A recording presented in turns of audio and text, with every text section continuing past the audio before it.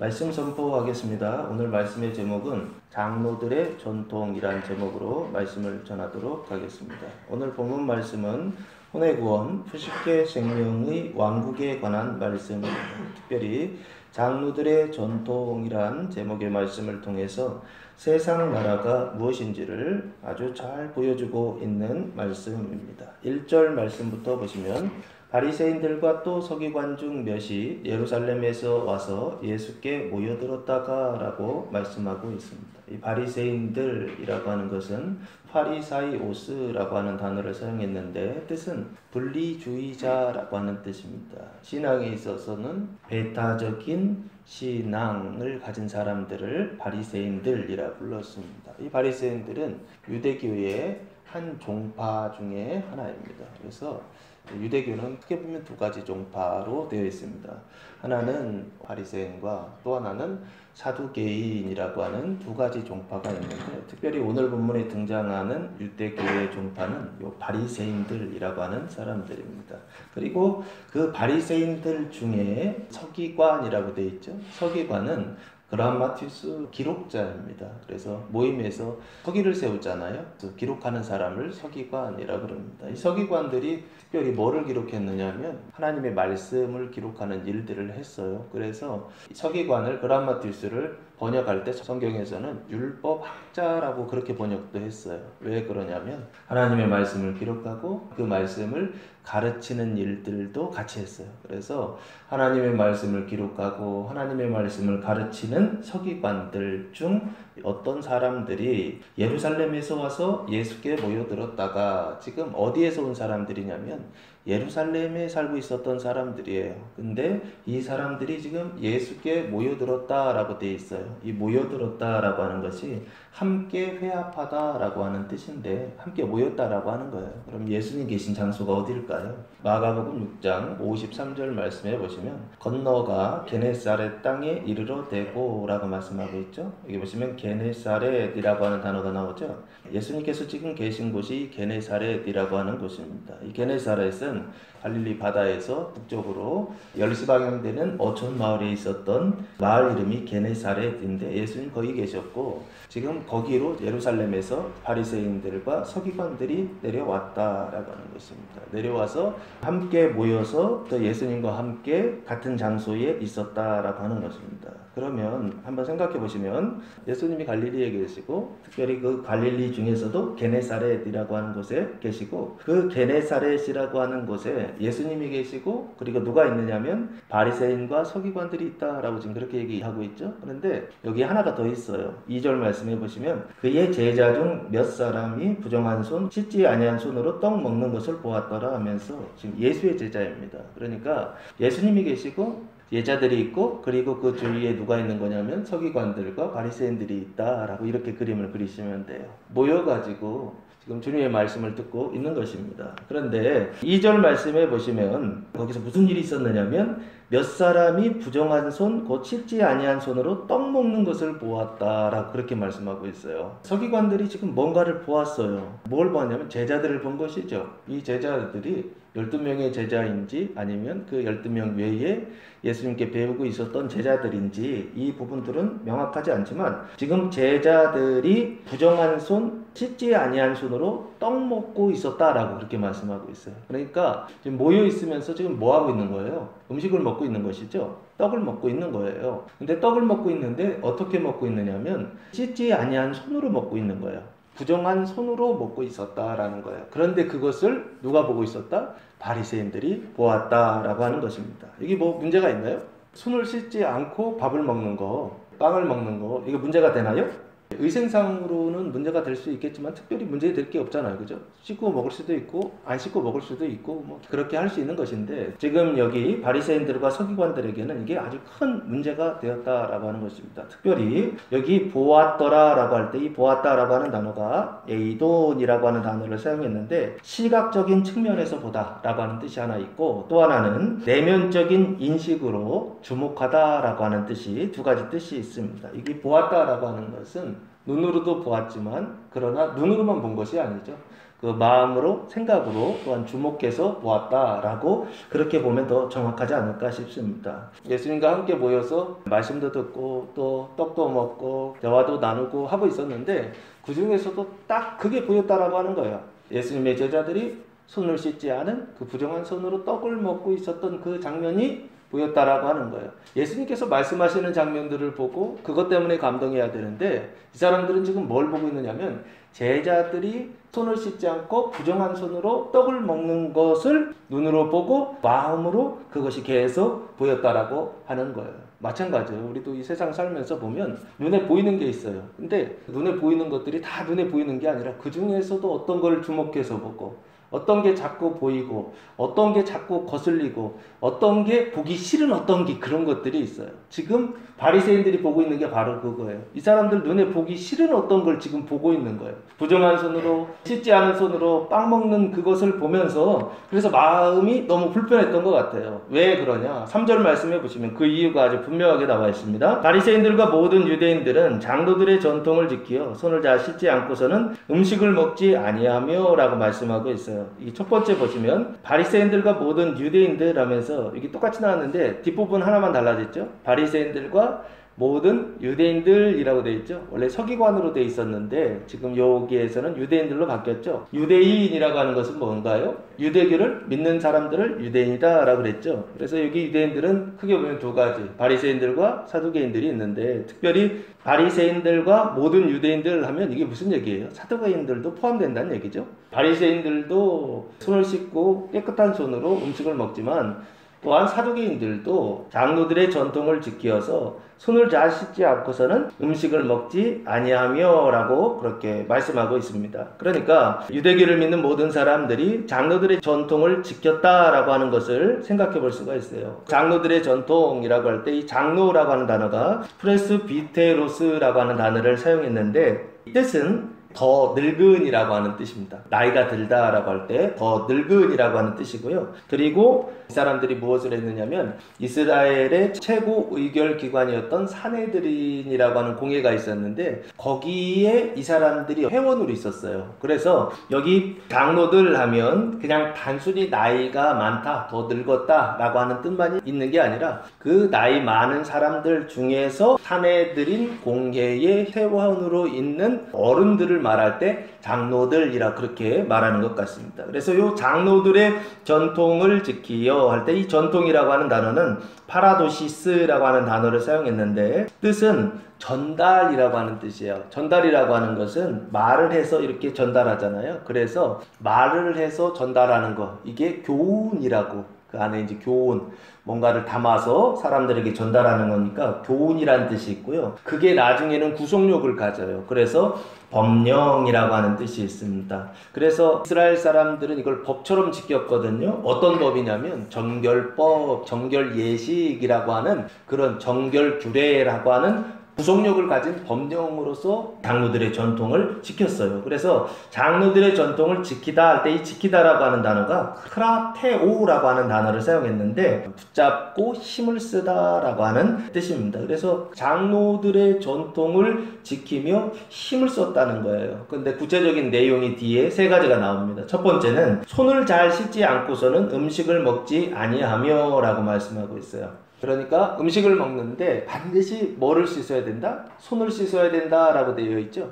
여기 중요한 게 손입니다. 손을 씻어야만 음식을 먹었던 사람들, 바로 유대인들이었다는 것이고요. 두 번째는 4절 말씀해 보시면 또 시장에서 돌아와서도 물을 뿌리지 않고서는 먹지 아니하며 또 먹지 않죠. 음식을 먹지 않는 건 똑같아요. 근데 좀 다른 점이 뭐냐면 물을 뿌리지 않고서 그렇게 되어 있죠. 그러니까 물을 뿌리다 라고 하는 이 단어가 밥티조라고 하는 단어를 사용했는데 뜻은 물로 휩쓸다 라고 하는 뜻이에요. 세례라고 하는 뜻입니다. 완전히 적게 하다 라는 뜻이에요. 그래서 여기 보시면 이 사람들도 똑같이 세 가지 의식을 행하고 있었는데 첫 번째는 손을 씻고 두 번째는 지금 물을 뿌린다 라고 그렇게 되어 있는데 시장에 돌아와서는 물을 뿌려서 온몸을 적시는 거예요. 그러니까 이게 뭐예요? 샤워죠? 몸을 씻는 거죠. 샤워. 첫 번째는 손을 씻고, 두 번째는 몸을 씻고, 그리고 세 번째, 그 외에도 여러 가지 지켜오는 것이 있으니 잔과 주발과 녹그릇을 씻음이더라 라고 그렇게 말씀하고 있어요. 첫 번째는 손을 씻고, 두 번째 밖에 나갔다. 시장이라고 되어 있죠. 이 시장이라고 하는 단어가 아고라라고 하는 단어인데 뜻은 공공장소를 얘기합니다. 그래서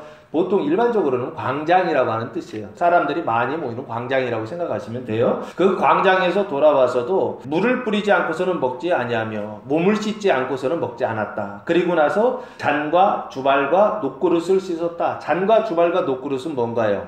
잔이라고 하는 것은 컵이라고 보시면 돼요. 물을 담는 용기예요. 컵이고요. 주발은 뭐예요? 이 주발은 요즘 잘 사용하지 않는 단어이죠. 예전에는 많이 사용했던 것 같아요. 주발 뭔지 아세요? 밥그릇 있잖아요. 밥그릇. 이거 밥그릇이라 생각하시면 좋고, 녹그릇은 뭐예요? 녹그릇. 유기를 녹그릇 그렇게 부르는데 밥그릇보다는 조금 더 큰 그릇이 있죠. 예를 들면 국그릇 같은 것인데 갈비탕집 같은 데 가면은 탕 안에다가 이렇게 밥을 이렇게 같이 말아서 먹을 수 있도록 주는 그릇이 있죠. 그 그릇이라 생각하시면 좋을 것 같아요. 처음에는 컵, 좀 작은 컵이었다가 두 번째는 그거보다 조금 더 큰 밥그릇이었다. 세 번째는 그거보다 조금 더 큰 국그릇, 뭐 이렇게 생각하시면 좋을 것 같아요. 그 그릇을 씻었다라고 그렇게 말씀하고 있어요. 그러니까 세 가지를 씻는 거죠. 손을 씻고 몸을 씻고 그릇들을 막 씻고 있죠. 그러면 한번 생각해 보세요. 왜 이렇게 씻고 있는 것이죠? 장로들의 그 가르침을 따라서 씻고 있는 것이죠. 그러면 첫 번째는 뭐가 있었던 거냐면 장로들의 가르침이 있었던 거예요. 교훈이 있었던 거예요. 그리고 그 교훈을 따라서 첫 번째 실천, 손을 씻고, 두 번째 실천, 몸을 씻고, 세 번째 실천, 잔과 주발과 녹그릇을 씻는 그 일들을 했다라고 하는 거예요. 장로들의 전통을 따라서 세 가지를 실천했다라고 하는 것을 말씀하고 있다고요. 장로들의 전통이라고 하는 것은 번역을 전통이라고 했는데 교훈 가르침이라고 보면 좋을 것 같아요.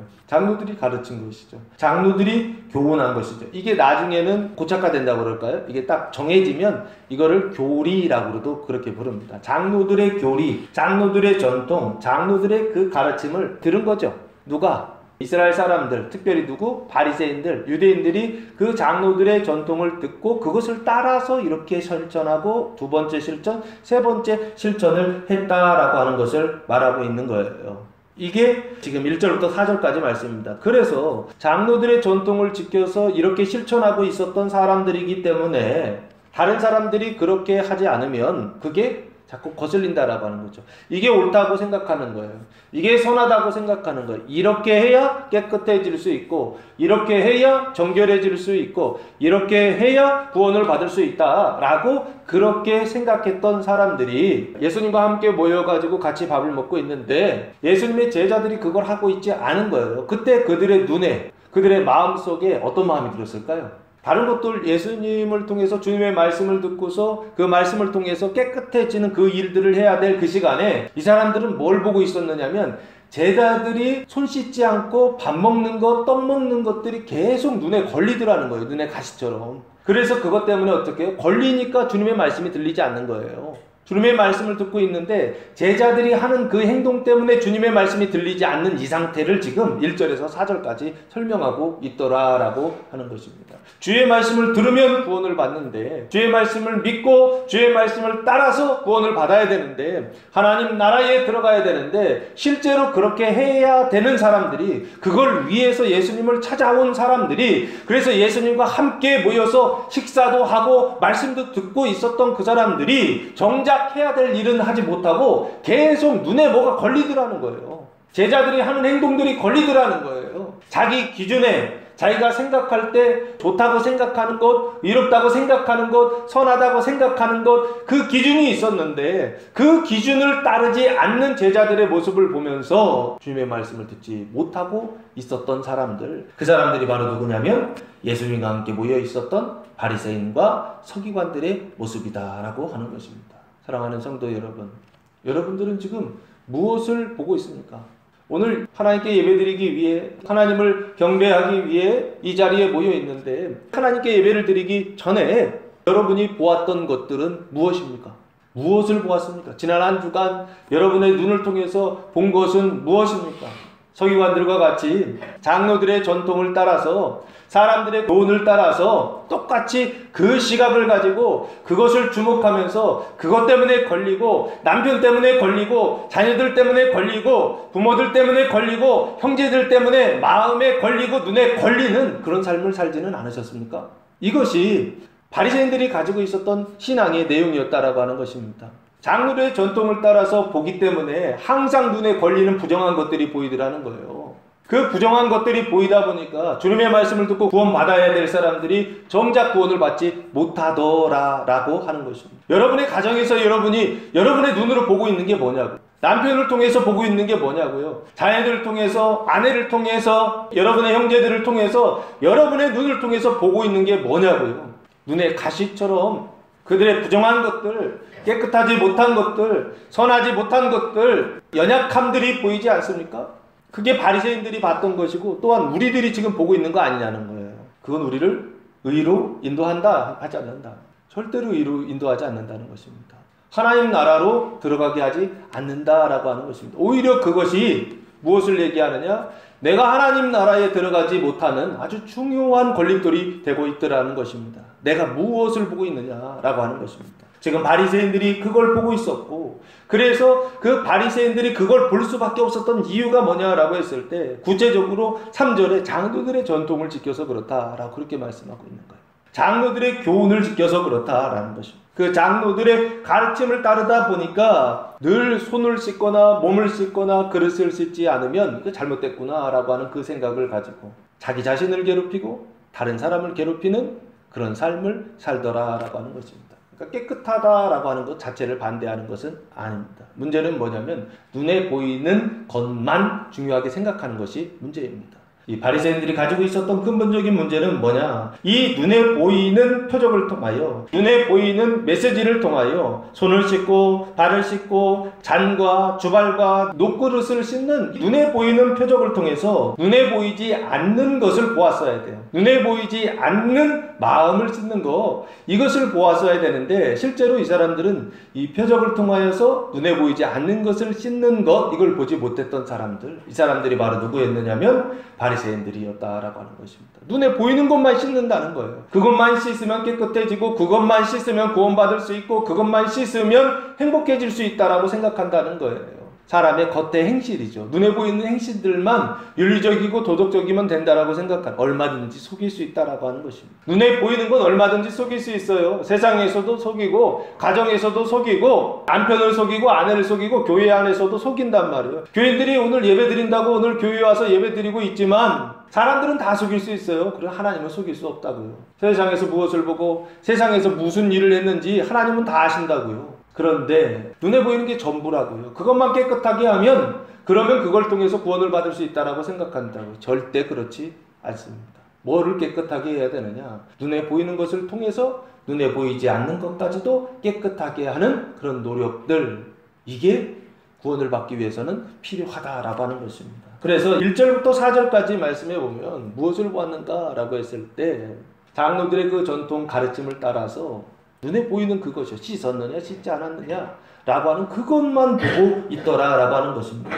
이것이 세상 나라에 속한, 세상 나라, 그 세상 나라에 속한 사람들이 무엇을 보고 있는지를 아주 잘 보여주고 있더라라고 하는 것입니다. 5절 말씀 보시면, 이에 바리새인들과 서기관들이 예수께 묻되 어찌하여 당신의 제자들은 장로들의 전통을 준행하지 아니하고 부정한 손으로 떡을 먹나이까? 라고 말씀하고 있어요. 그래서 지금 묻는 것이죠. 바리새인들과 서기관들이 예수님께 물었다는 거예요. 어찌하여 당신의 제자들은 장로들의 전통을 준행하지 아니하고 부정한 손으로 떡을 먹나이까? 아주 정확하게 지금 문장을 구사하고 있죠. 장로들의 전통을 준행하지 않는다는 거예요. 이 준행하다라고 하는 단어가 페리파테오라고 하는 단어를 사용했는데 뜻은 주의를 걷다라는 뜻입니다. 그러니까 그 교훈을 따라서 그 주의를 걷는 것이죠. 그러니까 그것을 따르다라고 그렇게 번역을 해요. 준행하다, 따르다, 장로들의 전통, 그 교훈과 가르침과 그 교리죠. 그 교리를 준행하지 아니하고 부정한 손으로 떡을 먹나이까? 라고 그렇게 묻고 있어요. 이 부정하다라고 하는 단어가 코이노스라고 하는 형용사를 사용했는데 나누어진이란 뜻입니다. 그래서 나누어져 있어서 더럽혀진이라고 하는, 불결한이라고 하는 뜻을 가지고 있습니다. 부정한 손으로 떡을 먹나이까? 라고 그렇게 묻고 있어요. 그러니까 두 가지죠. 생각으로, 마음으로 장로들의 교훈을 따르지 않는다는 거 하나하고, 두 번째는 부정한 손으로 떡을 먹는다라고 하는 것은 실천하지 않는다는 거예요. 마음으로 따르지 않고 몸으로 실천하지 않는 요 상태를 지금 바리새인과 서기관들이 예수님께 따져 묻고 있는 것입니다. 그때 예수님께서 아주 정확하게 이들의 잘못을 진단하시고 처방하시는 것을 볼 수가 있습니다. 6절 말씀해 보시면, 이르시되 이사야가 너희 외식하는 자에 대하여 잘 예언하였도다. 기록하였으되 이 백성이 입술로는 나를 공경하되 마음은 내게서 멀도다 라고 말씀하고 있어요. 이르시되 라고 되어 있죠. 예수님께서 대답하여 이르시되 라고 하는 것입니다. 서기관들과 바리새인들에게 대답하셨어요. 대답하시는데 뭘 대답하셨냐면, 자기 생각을 먼저 대답하시지 않고 성경에 근거해서 하나님의 말씀을 먼저 대답하세요. 이사야가 너희 외식하는 자에 대하여 잘 예언하였도다 라고 말씀하고 있어요. 이사야는 누굽니까? 선지자죠. 뜻은 야라고 하는 게 야훼에서 하나님이라는 뜻이에요. 이사라고 하는 게 구원이라는 뜻이고요. 그래서 여호와께서 구원하신다라고 하는 뜻을 가지고 있어요. 너희 외식한 자에 대하여 잘 예언하였다는 것입니다. 예언이라고 하는 건 뭐죠? 프로페테스라고 하는 단어인데, 여기에서는 예언하였도다 동사형으로 프로페튜스라고 하는 단어를 사용했습니다. 영감을 말하는 자, 미리 말하는 자. 그러니까 영감이라는 게 하나님의 말씀이거든요. 그 하나님의 말씀을 받아서 말하는 것, 이것을 예언이라고 그래요. 그래서 예언을 하는 사람을 예언자라고 부르죠. 그래서 이사야는 예언자라고 부르는데, 이 이사야가 뭘 예언했느냐면 너희 외식하는 자에 대하여 예언했다는 거예요. 외식이라고 하는 단어는 휘포크라테스라고 하는 단어를 사용했는데, 뜻은 연기하는 배우라고 하는 뜻입니다. 위선자 뭐 이런 뜻도 그 안에 들어있어요. 외식 뭐 이런 뜻이 들어있어요. 그런데 너희를, 바리새인들을 외식하는 자다라고 그렇게 예수님께서 아주 분명하게 규정을 하고 계세요.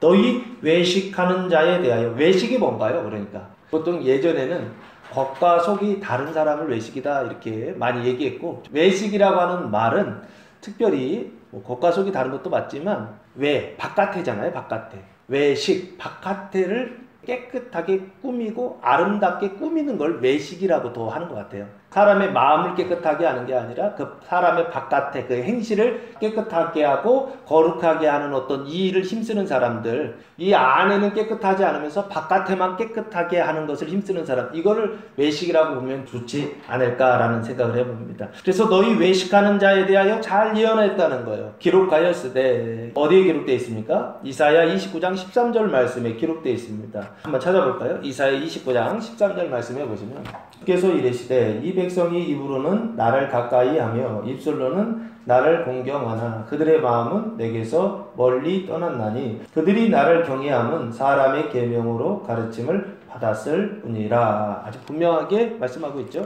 여기 오늘 본문으로 다시 들어오면, 이 백성이 입술로는 나를 공경했다라고 하는 거예요. 입술로는 공경을 한다라고 하는 것입니다. 근데 뭐가 문제냐면 마음은 내게서 멀도다, 이게 문제였던 거예요. 그러니까 입술로 공경하는 것 자체가 문제는 아니죠. 입술로 하나님을 공경하는 것은 좋은 것이죠. 그런데 입술로 하나님을 공경함에도 불구하고 이게 문제가 됐던 건 왜 문제가 되냐면, 마음은 하나님으로부터 먼데 입술로는 하나님을 어떻게 해요? 공경한다. 이게 문제가 된다라고 하는 것입니다. 이걸 뭐라고 그래요? 마음은 전혀 없어요. 그런데 입으로만 내가 너를 사랑해 하는 거하고 똑같은 거죠. 이게 뭐예요? 형식적인 것이죠. 진심으로 그렇게 하는 것이 아니라 형식적으로, 종교적으로 그렇게 해야 되는 어떤 거니까 그렇게 하는 그런 상태를 지금 말하고 있는 것입니다. 여기 보면은 입술로는 나를 공경하되 마음은 내게서 멀도다 하면서, 이 백성이라고 하는 것은 이스라엘이죠. 이 백성이 입술로는 나를 공경한다는 거예요. 겉으로는 나를 공경하고 예배하고 존경하고 섬긴다라고 하는 것입니다. 그런데 마음은 내게서 멀도다, 떠났다라는 뜻이에요. 떨어져 있는, 멀리 떠나 있다라고 하는 뜻입니다. 이 백성들의 마음이 하나님에게서 멀리 떠나 있다는 거예요. 그런데 그 몸은 어떻게 해요? 그 법을 지켜야 되니까, 율법을 지켜야 되니까 하나님을 공경한다라고 하는 것입니다. 그런데 그렇게 된 이유가 뭐냐라고 했을 때 7절 말씀 보시면 사람의 계명으로 교훈을 삼아 가르치니 나를 헛되이 경배하는도다 하였느니라 라고 말씀하고 있어요. 이유가 뭐냐면 사람의 교훈으로 교훈을 삼아 가르쳤다라고 하는 것입니다. 이게 근본적인 문제였던 거예요. 겉은 바꿀 수 있었는데 그 입술은 하나님을 공경할 수 있도록 공경하도록 만들었는데 실제로는 나를 헛되이 경배했다라고 말씀하고 있어요. 이 얘기는 무슨 얘기입니까? 반대가 있다는 얘기죠. 하나님을 경배하는 참된 경배가 있고 지금과 같이 어떻게요? 하나님을 경배하는데 쓸데없는 그런 경배가 있다라고 하는 것을 성경이 말씀하고 있다라는, 참된 경배가 있고 헛된 경배가 있다라고 하는 거예요. 이 경배라고 하는 단어가 세보마이라고 하는 단어를 사용했는데 경배하다, 숭배하다, 예배하다라고 하는 뜻이 있어요. 그러니까 지금도 하나님을 예배하는 것이죠. 예배한다라고 하는 것은 결국에 구약에서는 제사를 드리는 것이거든요. 산 제사를 하나님께 드리는 것이죠. 지금 얘기하면 결국에는 우리 몸을 하나님께 산 제사로 드리는 그런 예배를 말한다라고 해도 되지 않을까 싶어요. 여기 열심히 입으로 경배하고 손으로 경배하고 몸으로 경배하고 컵과 잔과 주발과 녹그릇을 깨끗하게 씻는 그런 일들을 통하여서 주님을 섬기고 주님을 경배한다고 하는데 하나님 보실 때는 그게 다 어떤 일이다? 헛된 일이다 라고 하는 것을 말씀하고 있더라 라고 하는 것입니다. 왜 그러느냐? 이것 때문에 그래요. 사람의 계명으로 교훈을 삼아 가르쳤다는 거예요. 하나님을 섬기는 그 종교 유대교 안에서도 두 가지 계명이 있는 것이죠. 하나님의 계명과 사람의 계명이 있는 거예요. 말씀도 두 가지죠. 하나님의 말씀과 사람의 말이 있는 거예요. 하나님의 말씀이라고 선포는 하지만 실제로는 하나님의 말씀이 아니라 사람의 말인 경우들이 있더라라고 하는 거예요. 지금 계명도 하나님의 계명과 사람의 계명이 있다라고 하는 것은 무슨 얘기입니까? 하나님의 말씀이 있고 사람의 말들이 있다는 거죠. 어디에서요? 하나님의 말씀을 가르치는 그 장소 속에서요. 과거에도 성전을 통해서 회당을 통해서 하나님의 말씀을 가르쳤단 말이에요. 그런데 지금도 교회에서 하나님의 말씀을 가르치는데 하나님의 말씀이 있고 하나님의 말씀이 아닌 것이 있다라고 하는 거예요. 근데 과거에는 어떻게 했다는 것입니까? 이스라엘 사람들은 어떻게 했다는 거예요? 하나님의 말씀을 따라 하나님을 경배한 게 아니라 사람의 말을 따라 장로들의 말을 따라 누구를 경배하더라? 하나님을 경배하더라는 것입니다. 그런 경배는 참된 경배다, 헛된 경배다. 헛된 경배다라고 하는 것입니다. 아예 하나님을 경배하지 않는다고 한다면 어떻겠어요? 내가 하나님을 경배하지 않는구나 라고 하면서 마음에 찔림이라도 있을 거 아니에요. 그리고 내가 이러면 안 되지 라고 하는 뉘우침이라도 있을 거란 말이에요. 그런데 이 사람들은 어떻게 해요? 끊임없이 경배한다는 거예요. 하나님을 경배한다는 거예요. 그런데 누구를 따라? 그 장로들의 전통을 따라서 경배하더라는 거예요. 그러면 이 사람들 생각할 땐 뭐라고 생각하는 거예요? 내가 지금 누구를 경배하고 있다? 하나님을 경배하고 있고 하나님을 예배하고 있고 하나님을 섬기고 있다라고 그렇게 생각하겠죠. 그런데 막상 그것을 받으시는 하나님은 뭐라고 말씀하시더라? 너희는 나를 경배한 적 한 번도 없다라고 얘기하시더라는 것입니다. 너희는 나를 예배한다고 하는데 너희가 나를 예배한 적은 한 번도 없다라고 하는 거예요. 그럼 이 사람들은 이 헛된 경배는 누구를 경배하고 있는 걸까요? 하나님 자신이 하나님을 경배하지 않았다고 얘기하신다고요. 그러면 이 사람들이 했던 헛된 경배, 이 사람들의 경배는 누가 받았느냐고요? 하나님이 받으시지 않으셨으니까 당연히 우상이 받았겠죠. 눈에 보이는 건 우상, 눈에 보이지 않는 건 뱀들이 받았겠죠. 그래서 실제로 하나님을 예배하는데 많은 사람들이 참된 하나님을 예배하는 것이 아니라 헛된 하나님을 예배하는 일들을 하고 있더라는 거예요. 아주 이거 심각한 문제이죠. 하나님을 예배한다고 하는데 하나님을 예배하지 않는다는 거예요. 내가 진짜 하나님을 예배하고 있는지 아니면 헛되게 하나님을 예배하고 있는지 이런 생각조차도 없다라고 하는 것입니다. 그럼 참된 예배와 헛된 경배의 그 기준이 뭔가요? 그걸 결정하는 기준이 뭐냐고요? 이게 하나님께 드리는, 하나님께서 받으시는 참된 경배다라고 하는 것과 하나님이 받지 않는 우상 숭배, 이것의 기준이 뭐냐고요? 기준이요. 지금 여기는 예수님께서 하신 말씀은 뭐냐면 사람의 계명으로 교훈을 삼았다라고 말씀하고 있죠. 이게 문제였던 거예요. 사람의 계명, 사람의 가르침, 사람의 교리가 문제였던 것입니다. 요즘도 이런 것들 많이 있죠.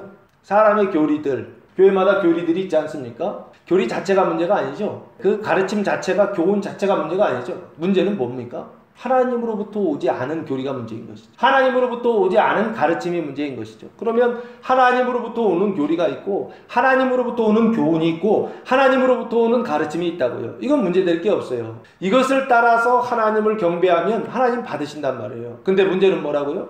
이 사람들은 전혀 그렇게 하지 않고 있더라는 것입니다. 어떻게 하고 있더라? 장로들의 전통을 따라 사람의 그 가르침을 따라서 하나님을 섬기고 있더라는 것입니다. 그때 하나님은 이거 받으신다 안 받으신다? 안 받으신다고 아주 분명하게 이사야 선지자를 통하여서 언약해 놓으셨고 예언해 놓으셨고 말씀해 놓으셨다라고 하는 것입니다. 그러면서 이 얘기를 하면서 예수님께서 지금 근거를 어디에다 두는 거예요? 너희들이 잘못하고 있는데 그 잘못하고 있는 그 근거를 성경에 두고 있죠. 이사야 선지자를 통하여 하신 하나님의 말씀에 근거를 두고 있죠. 그러면서 어떻게 하고 있는 것입니까? 이들의 잘못을 비판하고 있는 것이죠. 판단하고 있는 것이죠. 그러면서 어떻게 하고 있는 거예요? 저는 이게 처방이라고 보는 겁니다. 주님께서 이 사람들의 잘못이 뭔지를 아주 분명하게 진단하시고 처방하시는 그 일들을 하고 계시다라고 성경을 통해서 하고 계시고, 그리고 나서 8절 말씀해 보시면 이렇게 말씀하세요. 너희가 하나님의 계명은 버리고 사람의 전통을 지키느니라 라고 그렇게 말씀하고 있습니다. 바리새인들은 뭘 지키고 있었다? 사람의 전통을 지키고 있었다라는 거예요. 뭐를 버리고? 하나님의 계명을 버리고 사람의 전통을 지키고 있었다라고 하는 것입니다. 사랑하는 성도 여러분, 여러분은 지금 무엇을 버리고 무엇을 지키고 계십니까? 바리새인들처럼 하나님의 계명을 버리고 사람의 전통을 지키고 있지는 않습니까? 좀 안타까운 게 이런 것입니다. 하나님의 말씀을 전한다고 하면서 많은 사람들이 하나님의 말씀, 그 교훈을 지키고 따른다고 하면서 실제로는 하나님의 말씀이 없는 그런 경우들이 되게 많이 있더라고요. 교회에서 많은 사람들이 설교해요. 목사님들이 설교하고 요즘은 성도들도 성경을 가르치고 하나님의 말씀을 전하고 이런 일들을 많이 해요. 많이 하는데 근데 문제는 뭐냐라고 했을 때 하나님의 말씀이 없다는 거예요. 하나님의 말씀이. 말씀을 가르치는데 하나님의 말씀이 없고 뭐만 있느냐면 사람의 가르침만 가득하더라는 것입니다. 성경의 말씀이 없고 자기 생각만 이야기하더라는 거예요. 여기 보면은 똑같습니다. 하나님의 계명, 하나님의 말씀을 전하는 사람들이 있고 반대로 사람의 계명, 사람의 가르침을 전하는 사람들이 있다는 거예요. 세상에 많은 사람들이 하나님의 말씀을 전한다고 하는데 내용을 들어가서 이렇게 보면 하나님의 말씀과 전혀 상관없는 내용들이 너무나 많이 있더라고요. 사람의 생각이나 사람의 윤리나 사람의 도덕이나 사상이나 철학이나 이런 것들을 가르치는 사람들이 너무나 많이 있어요. 특별히 누구를 따라야 되느냐? 세상에 있는 것 아니라고요. 세상 나라의 생각이 아니라고. 어디요? 하나님 나라의 생각. 하늘의 그 생각이요. 그 말씀을 따라 살아가는 사람이 될 때 하나님을 어떻게 되느냐? 참되게 경배할 수 있다라고 하는 것입니다. 그래서 지금 이 사람들은 하나님의 계명을 버리고 사람의 전통을 지켜서 결국에는 어떻게 된 거냐? 파산한 것이죠. 헛되이 하나님을 경배하게 되었다. 그럼 이걸 이제 이 말씀만 가지고서 구조를 보면 이런 거예요. 예수님께서 지금 외식하는 사람들에 대하여서 지금 말씀하고 있는데 외식하는 사람들의 모습이 뭐냐면 입술은 하나님을 공경하지만 마음은 나한테서 떠났다. 이게 외식이라고 지금 얘기하시거든요. 이거를 그림으로 그리면 어떤 걸까요? 이거 잘 구분하셔야 돼요. 왜 그러냐면 입술은 분명히 공경해요. 그런데 그 마음은 하나님에서 떨어졌다는 거예요. 이걸 신앙적으로 그림을 그린다, 표현한다면 어떤 상태일까요? 그 마음은 어떤 상태예요? 그 속은요? 무덤이죠. 사망의 상태이죠. 근데 그 겉은요? 생명처럼 느끼는 거죠. 속은 사망인데 겉은 거룩하고 겉은 생명인 것처럼 그렇게 느껴지는 사람을 외식하는 자라고 지금 그렇게 말씀하고 있다고요. 그 속 존재의 상태는, 그 마음의 상태는 사망인데 그 겉의 행동의 상태는 생명의 상태, 거룩한 상태인 것처럼 보이는 사람들을 외식이라 하더라는 거예요. 이게 얼마든지 가능하다라는 것이죠. 마찬가지죠. 우리도 똑같아요. 속으로는 사망으로 가득한데 겉으로만 어떻게 해요? 착한 척 위장하는 거 얼마든지 가능하다라고 하는 걸 지금 말씀하고 있다고요. 근데 이것을 예수님이 말씀하시는 이유는 뭐예요? 이거 단순히 비판하거나 정죄하기 위해서 얘기하시는 거 아니에요. 이런 상태에 있는 사람들의 괴로움을 아시고 그 지옥과 같은 삶을 고치시기 위하여 지금 이 말씀을 하시는 거예요. 너희의 상태가 이런 상태다라고 진단하시는 거예요. 그래서 처방을 받고 치료를 받고 수술을 해서 고쳐야 된다. 지옥에서 하나님 나라로, 하나님의 왕국, 주님께서 통치하시는 그 나라로 들어가야 된다라고 하는 것을 보여주고 있는 것입니다. 자, 조금 더 보시면 지금 하나님의 계명과 사람의 계명이 있었죠. 그 사람의 계명은 결국에 어떤 결과를 가져왔냐면 헛된 경배라고 하는 결과를 가져왔죠. 헛된 경배는 사람의 계명으로부터 왔고 그 사람의 계명은 어디로부터 온 건가요? 결국에 그 사람의 계명은 어디로부터 왔다는 거예요? 사람의 생각? 자기의 생각이죠. 그 자기 생각은 창세기 3장 이후에 어떤 상태가 되었다? 타락한 상태, 뱀의 상태가 되었다라고 그렇게 말씀드렸죠. 그러니까 타락한 생각, 그 뱀의 생각을 따라서 뭐를 만든 거예요? 사람의 가르침, 사람의 계명, 사람의 교리를 만든 거죠. 그러면 그때부터 하는 그 모든 일들은 뭐다? 겉으로는 거룩하게 보일지 모르지만 그러나 거룩한 것이 아니요. 하나님을 섬기는 것처럼 보이지만 하나님을 섬기는 것이 아니요. 뭘 하는 것이다? 헛된 경배, 우상숭배 하는 것이다. 그러니까 우상숭배가 어디에서 자행되고 있었던 거예요? 성전 안에서, 회당 안에서 자행되고 있었던 거죠. 하나님을 섬긴다고 하면서 하나님을 섬기지 않고 있었던 거죠. 지금도 마찬가지죠. 교회 안에서 하나님을 예배한다고 하면서 하나님을 예배하지 않는 이런 일들. 그럼 누구를 예배하는 겁니까? 귀신을 예배하고 우상을 예배하고 뱀을 예배하는 일들이 지금도 자행되고 있다라고 하는 것이죠. 그렇다고 한다면 지금 여러분이 지키고 있는 것은 무엇입니까? 바리새인들이 사람의 전통을 지켜서 결국에는 하나님을 경배한 것이 아니라 뱀을 섬겼던 것처럼 지금 여러분이 지금 지키고 있는 것은 무엇입니까? 하나님의 계명을 지키고 있습니까? 아니면 사람의 계명 가르침을 따르고 있습니까? 이게 두 번째 세상 나라의 특징이라는 것입니다. 세상 나라는 사람의 전통을 지킨다라고 하는 것입니다. 이걸 인식하셔야 돼요. 계명도 두 가지다. 말씀도 두 가지다. 경배도 두 가지다. 진짜가 있고 가짜가 있다라는 거. 그럼 내 안에 있는 가르침, 내 안에 있는 생각, 내 안에 있는 경배는 진짜인가 가짜인가 늘 점검하고 확인해 보아야 한다라고 하는 것입니다. 세 번째 14절 말씀해 보시면 무리를 다시 불러 이르시되 너희는 다 내 말을 듣고 깨달으라 라고 말씀하시면서 대상이 바뀌죠. 8절까지는 그 대상이 바리새인들을 고쳐주시고 계시다고 한다면 14절부터는 무리가 나오고 21절부터는 제자들로 바뀌어요. 바리새인들과 무리들과 제자들로 이렇게 확대되고 있는 것을 볼 수가 있어요. 무리를 다시 불러 이르시되 라고 말씀하고 있죠. 다시 불러, 이 부르다라고 하는 단어가 프로스 칼레오마이라고 하는 단어를 사용했는데 가까이 부르다라는 뜻이에요. 그러니까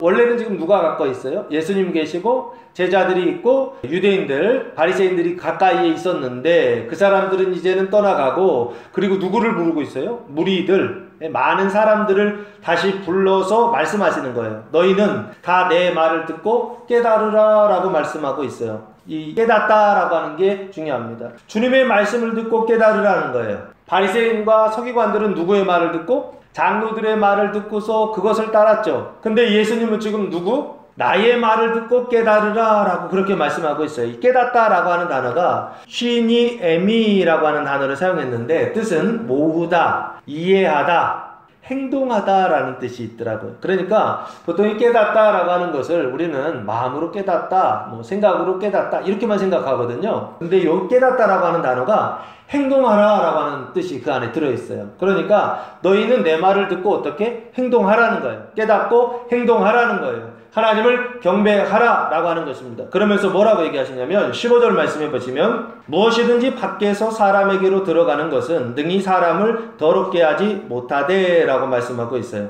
무엇이든지 밖에서, 이 밖에서라고 한 단어가 엑소덴이라고 한 단어를 사용했는데 외부죠. 외부, 밖이에요. 밖에서 사람에게로 들어가는 것은 이렇게 돼 있죠. 그러니까 밖에도 육신적인 차원 3차원이고 사람에게로 들어간다 할 때 사람도 육신적인 차원 3차원이에요. 3차원에서 3차원으로 들어가는 것 이렇게 보시면 돼요.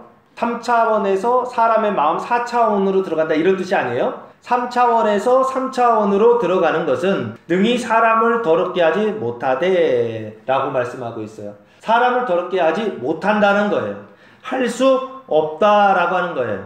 밖에서 들어가는 것은 사람을 더럽히지 못한다라고 예수님 말씀하고 있어요. 이 밖에서 들어가는 것이 뭘까요? 7장 19절 말씀해 보시면 이는 마음으로 들어가지 아니하고 배로 들어가 뒤로 나감이라 이러므로 모든 음식물을 깨끗하다 하시니라 하시면서 여기 음식물이라고 하는 단어가 나오죠. 여기 들어가는 것이 음식물을 얘기하는 거예요. 밖에서 들어가는 모든 음식물, 어떤 음식물도 사람을 더럽힐 수 있다 없다? 없다라고 하는 것을 예수님께서 가르쳐주고 있어요. 이게 첫 번째 예수님이 가르쳐 주시는 거예요. 음식물은 사람 안에 들어가서 뒤로 나오기 때문에 그것 가지고서는 사람을 더럽히지 못한다라고 그렇게 말씀하고 있어요. 그런데 바리새인들은 어떻게 생각했던 거예요? 손을 깨끗하게 하지 않고, 심지어는 몸을 깨끗하게 하지 않고, 그릇을 깨끗하게 하지 않으면, 아는 상태 속에서 있는 그 음식을 먹어서 들어가면 사람의 몸을 더럽힌다라고 그렇게 생각했던 거예요. 그 몸을 더럽히고 생각을 더럽히고 행실을 더럽힐 수 있다라고 그렇게 생각했던 거예요. 우리가 그런 거잖아요. 우리가 이 세상을 살아가면서 도덕적으로나 윤리적으로나 그 행실이 사람들 보기에도 선하고 아름다운 어떤 그런 삶을 살아야 되는데 그렇지 못한 경우들 되게 많지 않습니까? 부모가 자녀들을 볼 때에 애들이 이렇게 살아야 되는데, 이렇게 말아야 되는데, 이렇게 행동해야 되는데 그렇지 않은 경우들이 많이 있잖아요. 말을 안 듣는 경우들이 많이 있잖아요. 그런데 그렇게 된 이유가 그 사람의 그 겉의 어떤 태도나 그 사람이 먹는 어떤 음식이나 이런 것들 때문에 그 사람이 그렇게 된다라고 하는 생각을 많이 갖고 있다고요. 원인과 결과, 인과를 생각할 때 자녀들이 잘못된 어떤 행동을 하는 것은 그 자녀들이 잘못된 어떤 것을 먹기 때문에 그렇게 한다라고 그렇게 생각한다. 그 태도 때문에 그렇다라고 생각하는 경우들이 있다고요. 잘못된 태도 때문에 잘못된 어떤 결과물들이 나온다라고 하는 그런 생각을 가지고 있다고요. 3차원을 먹어서 3차원의 결과가 나온다라고, 육신적인 어떤 것을 통해서 육신적인 결과가 나온다라고 그렇게 생각한다라고 하는 거예요. 근데 예수님은 뭐라고 말씀하신다고요? 그렇지 않다라고 아주 분명하게 말씀하시더라라고 하는 것입니다. 그러면 앞으로 지나가서 제자들이 부정한 손으로 떡을 먹었어요. 그랬을 때 제자들이 부정하게 되나요, 안 되나요? 부정하게 되지 않는다라고 하는 것을 아주 분명하게 주장하고 계시는 것입니다. 그런데 바리새인들은 어떻게 생각했어요? 부정한 것으로 먹으면, 부정한 손으로 먹으면 그 사람이 부정하게 대해서 거룩하게 되지 않는다라고 하는 그런 생각에 사로잡혀 있었다고. 그게 장로들의 생각이었다고요. 그런데 예수님의 생각, 하나님의 말씀은 그것을 통해서 사람이 더러워지는 것 아니다라고 말씀하고 있다고. 그러면 사람은 어떻게 더러워지는 걸까요? 우리 안에 그 더러움은 밖에서 들어가는 더러운 것들이 안으로 들어가서 그 사람을 더럽게 한다고 생각했던 거예요. 나를 더럽게 하는 것은 밖에서 들어오는 외부적인 거라고 생각했다고요. 근데 예수님은 뭐라고 하는지 아십니까?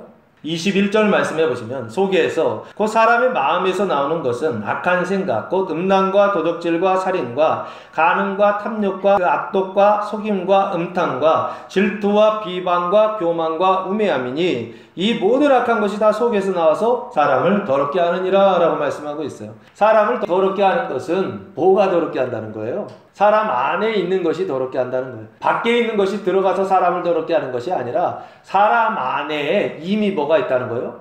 더러운 것이 있더라 라고 하는 것입니다. 그 더러운 것을 아주 분명하게 이렇게 말씀하고 있는 거예요. 속에서 사람의 마음에서 나오는 것들이 12가지가 있다. 악한 생각이 있는데 그 악한 생각 12가지가 사람을 더럽게 하는 것이다. 그러면 이것은 원래 없었는데 갑자기 생겼다? 아니죠. 이 악한 생각은 사람의 마음속에 있는 이것은 원래부터 어떻게 하는 거예요? 태어날 때부터 원래부터 있었다는 거예요. 그 원래부터 있었던 그 악한 생각이 사람을 더럽게 한다는 거예요. 그러면 손 씻는 것을 통해서 깨끗하게 되나요?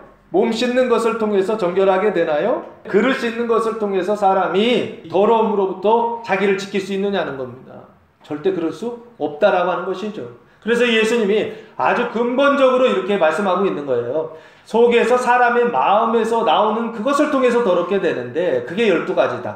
악한 생각이라고 말씀하셨는데 이 악한 생각이 12가지예요. 뒤에 보면 음란부터 우매함까지 12가지예요. 그러니까 12가지 악한 생각 때문에 사람은 더러워진다는 거죠. 이 얘기는 무슨 얘기입니까? 우리 안에 악한 생각 12가지가 있다는 거예요. 사람의 마음속에 악한 생각 12가지 있다는 거예요. 너희 안에 악한 생각 12가지가 있는데 그 악한 생각 12가지가 너희를 더럽게 한다는 거예요. 그러면 너희의 그 더러움을 깨끗하게 하기 위해서는 뭐를 고쳐야 되느냐? 너희 속에 있는 악한 생각을 고치지 않고서는 손 씻는 거 가지고서는 소용이 없다는 것이죠. 손을 씻고 몸을 씻고 그릇을 씻는 일들은 정결하게 되는 눈에 보이는 표적이라는 거예요. 메시지를 전달하기 위한 수단이라는 거예요. 손을 씻고 발을 씻고 몸을 씻고 그리고 그릇을 씻는 것처럼 실제적으로 어떻게 해야 된다고? 너희 안에 있는 악한 생각을 씻어야 되고 그 사망을 씻어야 된다라고 하는 것을 예수님께서 가르쳐주고 있는 것이다 라는 것입니다. 그래서 21절부터는 무리들도 아니에요. 이제는 제자들한테 하시는 말씀이에요. 악한 생각 12가지가 있는데 사람의 마음속에, 모든 사람의 마음속에 악한 생각이 있다는 거예요. 첫 번째는 음란이에요. 음란이라고 하는 단어는 포르네이아라고 하는 단어를 사용했는데 보통 우리가 포르노 그러잖아요. 이게 원래 헬라어 포르네이아라고 하는 단어에서 온 것입니다. 매음이라고 하는 뜻이고요. 우상 숭배하는 장소에서 매음이 일어났거든요. 그래서 이 음란이라고 하는 단어를 사용했고, 두 번째는 도둑질이라고 하는 건데 음란한 생각이 있고 도둑질하는 생각이 있다는 거예요. 도둑질은 뭔가요? 남의 물건을 훔치거나 강탈해서 빼앗아 가는 것까지도 도둑질이라 하더라고요. 도둑질하는 마음이 있고, 그리고 세 번째는요, 살인이죠. 살인은 뭐예요? 살인도 빼앗는 거예요. 근데 뭘 빼앗어요? 다른 사람의 목숨을 빼앗는 거, 이거 살인이죠. 그리고 또 자기 목숨도 빼앗는 거 있죠. 이거 뭐라 그래요? 자살이죠, 자살. 다른 사람의 목숨을 빼앗는 것도 있고 자기 목숨을 빼앗는 것도 있고, 살인하는 마음이 우리 안에 있다는 거예요. 다른 사람을 죽이려고 하는 마음도 있고 자기 자신을 죽이려고 하는 마음도 있고, 요즘 그런 마음들이 되게 많아요. 이 죽는 마음이 있어요. 죽는 마음, 악한 생각이 있다는 겁니다. 22절에 간음 비슷하죠? 음란이나 간음은 모이케이아라고 하는 단어를 사용했는데 뜻은 뭐냐면 비혼인 관계에 있는 남녀의 성교 행위를 간음이다 라고 그렇게 말하더라고요. 그러니까 기준이 혼인 관계예요. 혼인 관계인데 혼인하지 않은 관계 속에서의 남녀의 성교 행위라고 그렇게 돼 있어요. 그러니까 이거는 결혼한 후에도 간음이 가능하죠. 근데 결혼하기 전에도 가능해요. 혼인하지 않았는데 남녀의 성교이기 때문에 결혼 전에도 가능하고 간음이 가능하고 결혼 후에도 가능한 거죠. 그래서 이제 간음 이렇게 보시면 되고, 그리고 탐욕이라고 하는 것은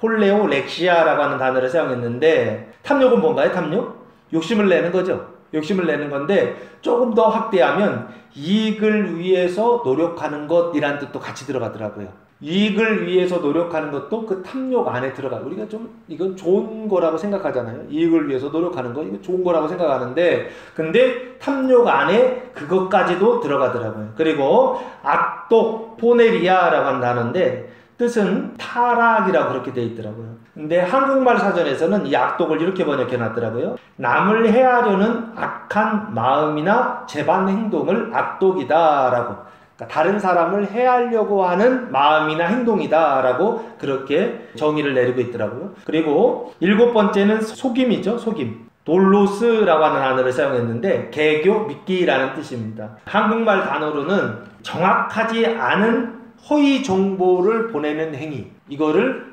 속임이라고 하더라고요. 그러니까 의도적이건 의도적이지 않건 정확하지 않은 정보를 줄 때가 있어요. 그죠?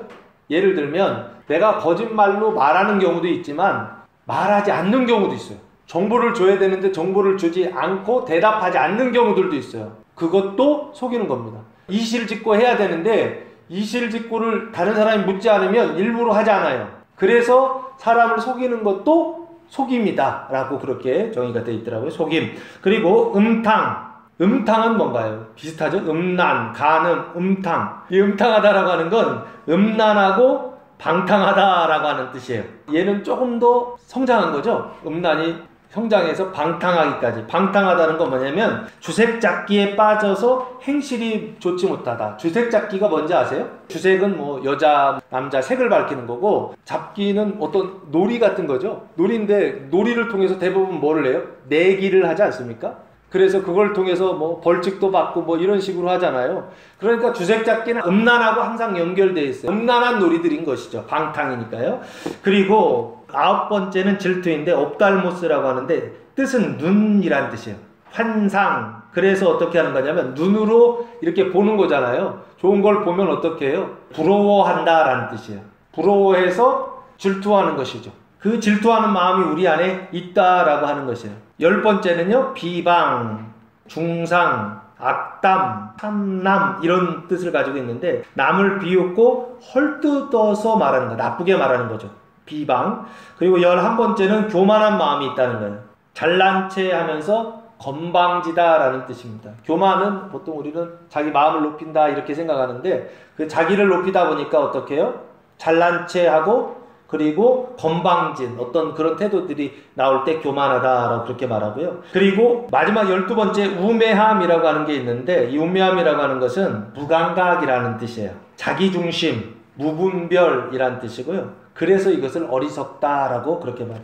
이 우매한 마음들, 악한 생각 12가지가 우리 안에 있다는 거예요. 이 악한 생각 12가지가 어떻게 해요? 다 밖으로 나와서 우리의 행실로, 우리의 말로 나와서 그래서 사람을 더럽게 한다라고 23절에서 예수님께서 말씀하고 있는 것입니다. 23절에 이 모든 악한 것이 할 때 이 악하다라는 게 포네르스라고 하는 단어인데요. 뜻은 아픈이란 뜻이에요. 악한, 병든이라는 거예요. 병이 들었다는 거예요. 아프다는 거예요. 그래서 악하다라고 그렇게 표현하고 있는 거예요. 그러니까 당연히 아프니까 어떻게 해요? 고쳐주셔야 되죠. 치료하시고 약을 먹고 수술해 주셔야죠. 그래서 그게 속에서 나와서 사람을 더럽게 하니까 결국에는 사람을 더럽게 하는 것을 깨끗하게 하려면 세상 나라에서 하나님 나라로 바꾸기 위해서는 요것만 잘라내면 되는 거예요. 이 악한 생각만 바꿔주시면 되는 거예요. 이걸 변화시키면 되는 거예요. 그래서 예수님께서 지금 진단하고 계시는 것입니다. 그 악한 생각을 따라서 경배하고 이 악한 생각을 따라서 보면 이 세상의 모든 것들이 부정할 수밖에 없어요. 그리고 만족할 수가 없어요. 늘 만족하지 못하는 불행한 상태 속에서 살아갈 수밖에 없다라고 하는 것입니다. 그런데 이 악한 생각을 주님께서 어떻게 해요? 이렇게 말씀하시는 것은 고쳐주시고 깨끗하게 치유해 주시고 그래서 악한 생각을 하나님의 생각, 선한 생각으로 바꿔주시기 위하여 하나님께서 일하시고 하나님께서 말씀하시고 하나님께서 역사해 주시겠다라고 하는 것입니다. 이게 뭘까요? 이게 하나님의 사랑입니다. 이게 하나님의 열정이죠. 그 하나님의 열정을 가지고 그 하나님의 사랑을 가지고 하나님의 일을 하셔서 그래서 우리 안에 있는 악한 생각 12가지를 어떻게 하시냐면 깨끗하게 고쳐주시는 그 일을 우리는 할 수 있다 없다? 우리는 할 수 없죠. 오직 누구만 하나님만 하실 수 있다라고 하는 것을 성경이 끊임없이 말씀하고 있는 것입니다. 우리 안에 이 12가지 악한 생각이 있는데 이것을 우리 스스로가 고칠 수 없더라는 거예요. 겉을 깨끗하게 하는 것을 가지고는 안 되더라는 거예요. 장로들의 전통을 가지고서는 안 되더라는 거예요. 누구의 말씀? 하나님의 말씀. 그 말씀이 누구다? 예수 그리스도. 그분을 통해서만 이 악한 생각으로부터 자유롭게 되고 치유를 받아서 고침을 받아서 정결하게 되고 하나님 나라 그 왕국에 들어가서 사는 삶을 살 수 있다라고 하는 걸 성경이 끊임없이 말씀하고 있는 것입니다. 사랑하는 성도 여러분, 주님께서 이번 주간 우리를 세상 나라에서 주의 왕국으로 인도해 주실 것입니다. 그때 주의 말씀을 믿고 따르는 성도들 되셔서 세상에서 사는 것이 아니라 지옥에서 사는 것이 아니라 하나님 나라에서 그 나라의 왕국에서 그 나라에 합당한 자들로 살아가는 성도들 되시기를 예수님의 이름으로 축원합니다. 기도하겠습니다. 사랑과 은혜가 풍성하신 아버지 하나님, 감사와 찬송과 영광을 올려드립니다. 주님께서 이번 주간 우리를 세상 나라에서 주님의 나라로 하나님의 왕국으로 인도해 주실 때 주님의 말씀을 믿고 따르게 하여 주시옵소서. 그래서 세상에서 사는 것이 아니라 지옥에서 살아온 것이 아니라 그 괴로움 가운데 살아가는 것이 아니라 하나님 나라에서 주님께서 통치하시는 왕국에서 살아가는 주의 백성들 다 되게 하여 주시옵소서. 이제는 우리 주 예수 그리스도의 은혜와 하나님 아버지의 무한하신 사랑하심과 성령의 교통하심이 사랑하는 성도들 머리 위에와 가정 위에와 교회 위에 이제로부터 영원토록 함께 하시기를 간절히 축원하옵나이다. 아멘.